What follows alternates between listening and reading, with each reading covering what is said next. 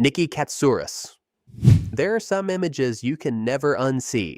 They burn themselves into your memory and stay there forever. For over a decade, the name Porsche Girl has been a warning, a dark corner of the internet that people tell you never to visit. This is the story behind one of the most infamous leaked death photos in history.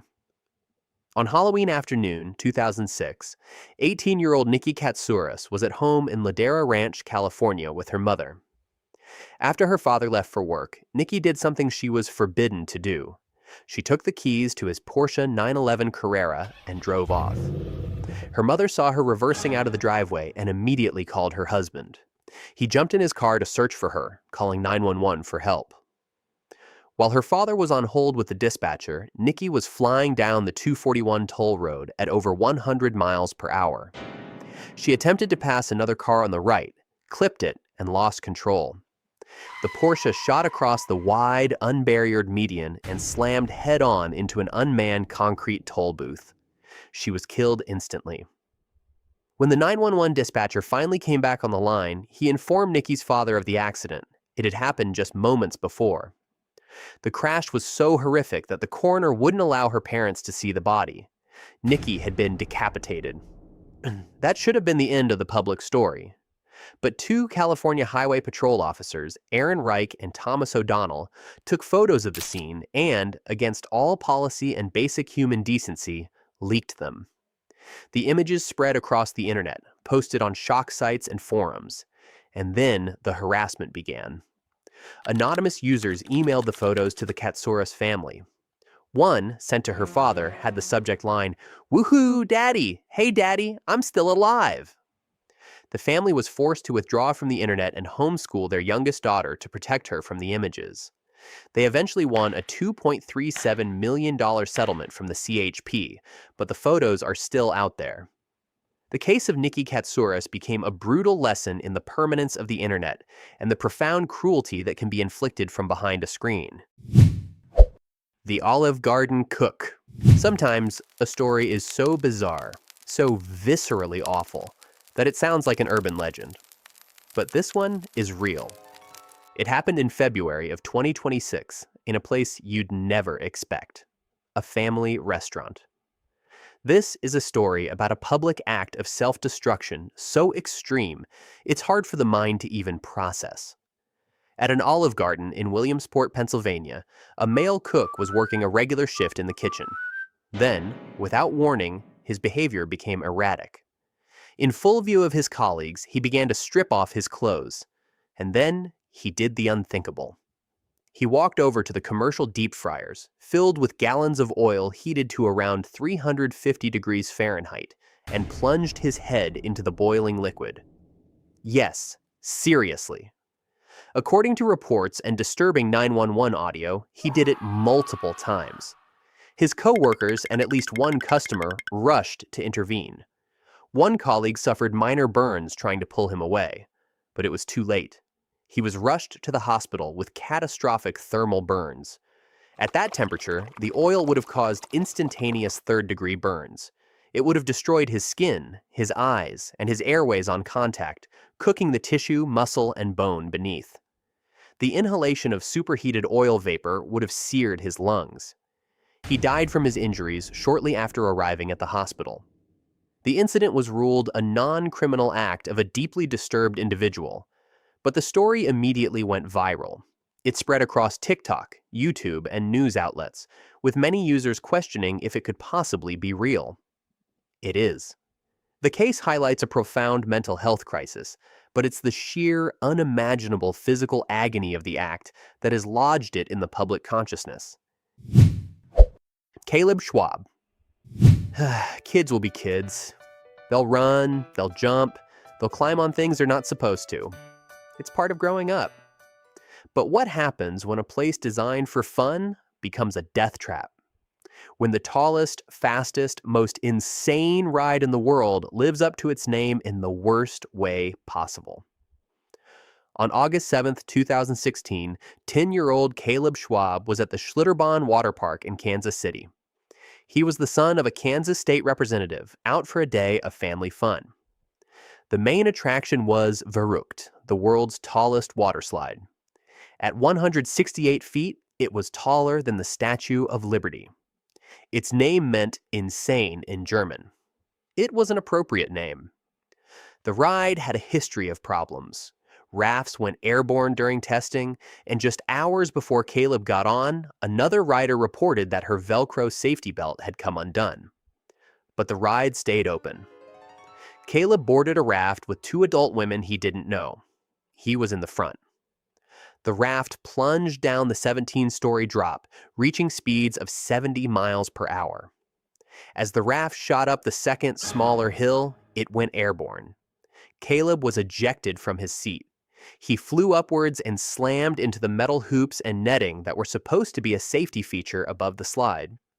He was killed instantly. The 2 women behind him suffered facial injuries. When the raft reached the bottom of the slide, eyewitnesses saw the horrific aftermath. Caleb Schwab had been decapitated.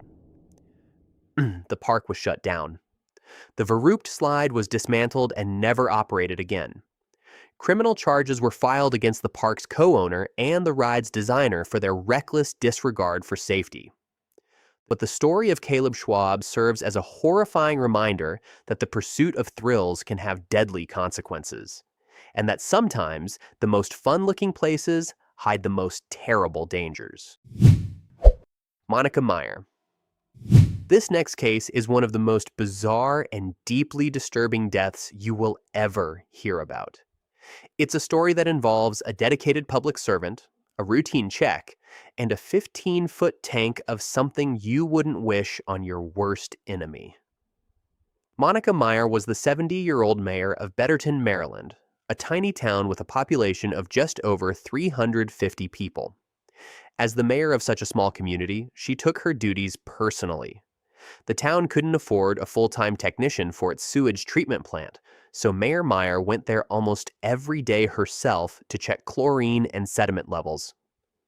On the night of March 19, 1980, she went to the plant for her routine inspection. While walking on a catwalk above the tanks, she slipped and fell. She landed in an open vat containing 15 feet of raw, untreated human sewage. She didn't have a chance.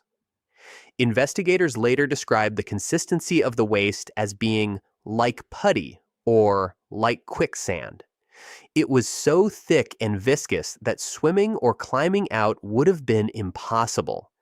Every struggle would have pulled her deeper. She drowned, submerged in 15 feet of liquid feces and urine. The official cause of death was accidental drowning, but the physical reality is almost too horrific to contemplate. Suffocating in a thick, heavy sludge, unable to breathe without inhaling human waste. Investigators also noted that the toxic gases common in sewage tanks, like hydrogen sulfide and methane, could have caused her to lose consciousness rapidly, pulling her under even faster. There's a dark, tragic irony to Monica Meyer's death. A dedicated mayor, serving her small town, died in the most undignified and horrifying way imaginable while performing her civic duty.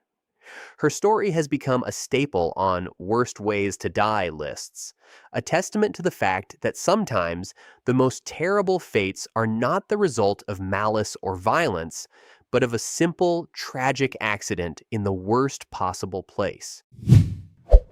Hisashi Ouchi. There are some things the human body is simply not meant to endure. This final case is not about a sudden, violent end. This is the story of Hisashi Ouchi and the 83 days he spent dying. On September 30th, 1999, Hisashi Ouchi, a 35-year-old technician at a nuclear fuel processing plant in Tokaimura, Japan, made a fatal mistake. He and 2 coworkers were mixing a batch of uranium oxide. Lacking proper training, they used buckets to pour the solution into a precipitation tank, adding far too much, about 7 times the legal limit. As the 7th bucket went in, there was a brilliant blue flash. They had triggered a criticality event, an uncontrolled nuclear chain reaction. Ouchi, who was standing directly over the tank, was exposed to a massive burst of gamma and neutron radiation.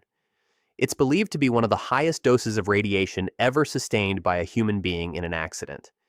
He immediately felt pain, nausea, and had difficulty breathing. He was rushed to the hospital. At first, he looked relatively unharmed, just some redness and swelling. But inside, his body was already gone. The radiation had obliterated his DNA. His chromosomes were described as shattered. His white blood cell count dropped to nearly zero. His body could no longer produce new cells. At all.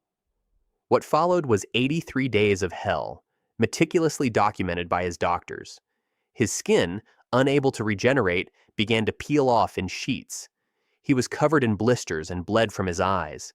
He received massive amounts of blood and fluid, and his sister donated stem cells in a desperate attempt to rebuild his bone marrow. It didn't work.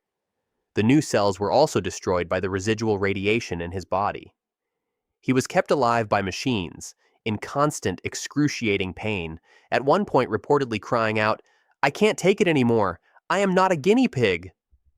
After 59 days, his heart stopped 3 times in 49 minutes, but doctors revived him each time, continuing the treatment at the family's request. Finally, on day 83, after suffering multiple organ failures, Hisashi Ouchi's body gave out for good. His case remains a terrifying, real-world illustration of what happens when the very building blocks of a human being are erased. Bianca Devins. The internet can be a wonderful place. It connects people, builds communities, and gives a voice to those who feel alone. But it has a dark side, a place where cruelty is a currency and human tragedy becomes entertainment. This is the story of Bianca Devins, a 17-year-old girl whose final moments were twisted into a viral spectacle by the man who killed her. Bianca had a significant online presence, a refuge from her struggles with mental health. In April 2019, she met 21-year-old Brandon Clark on Instagram. According to friends, family, and prosecutors, Bianca considered him a friend, not a boyfriend. No. On July 13th, they went to a concert in New York City with a mutual friend. On the drive back to Utica, they argued, reportedly, according to prosecutors and Clark's own statements, because Bianca had kissed the friend and Clark felt used. Later, as she slept in the backseat of his car on a dead-end road, Clark attacked her with a long knife he had hidden. What he did next is what makes this case a landmark in digital horror. After nearly decapitating her, Clark built a bonfire, listened to music, and then began uploading photos of Bianca's body to Discord. He posted the photos with captions mocking Bianca's online followers, referring to them as orbiters, according to online archives. He then called 911, telling the dispatcher he wasn't going to stay on the line for long because he still had to finish what he started. When police arrived, Clark began to stab himself in the neck, but he survived. The photos, however, had already taken on a life of their own. They spread like wildfire across Instagram and Facebook. Trolls and incels celebrated the murder, turning Bianca's death into a meme. They sent the gruesome images directly to her grieving family, often accompanied by cruel, taunting messages. To protect them from the extreme violence of the scene, authorities decided her family would not view the body or the images. Clark was sentenced to 25 years to life, but the digital ghost of his crime remains. It was a murder designed for maximum online distribution, a new kind of violence where the victim's final indignity is to become viral content.